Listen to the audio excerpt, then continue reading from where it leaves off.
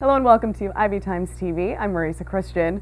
The end is near for AMC's hit show Breaking Bad after 5 exciting seasons. Today I'm joined by Ivy Times reporter Ellen Killoran, who has written extensively on the subject, to talk about the series finale, which airs this Sunday at 9. Warning, there will be spoiler alerts ahead. Ellen, nice to have you. Thanks for having me, Marissa.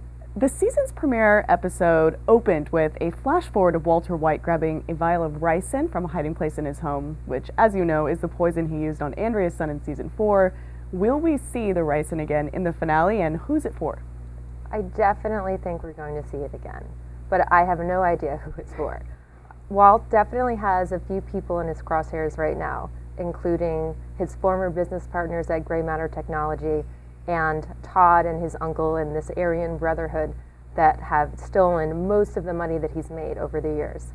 But he also has an M60, and I would imagine that if he's going to go get his money, he's going to be bringing that gun. So the ricin could be really just for backup, it could be for Lydia, it could even be for himself. Now, you brought up Lydia. What will happen to her? Well, she really deserves, she's cheated death a few times already in this season, and she really deserves to get a comeuppance sooner or later. I think that it's not going to end well for her. I think she'll either die or she'll end up in prison, but she's not going to have a happy ending at all. Why did Walt use Skylar's name as an alias? I wish I knew. There's really no logical explanation that I can think of. The only thing I can say with any kind of certainty is that he probably didn't use that name thinking in the long term. It seems like it's a very short-term thing. If he thought he had a chance of having a happy ending with his family and they could start over in the witness protection plan, he wouldn't be using his wife's maiden name, and he probably won't have much of a chance with it either. So I think it's just another suggestion that Walt is really seeing that things in his life are going to wrap up pretty soon, including maybe his own life. Will Walt and Jesse try to kill each other, or will they unite against a common enemy? Well, there's really only one person that Jesse hates more than Walt right now, and that's Todd, who killed his girlfriend.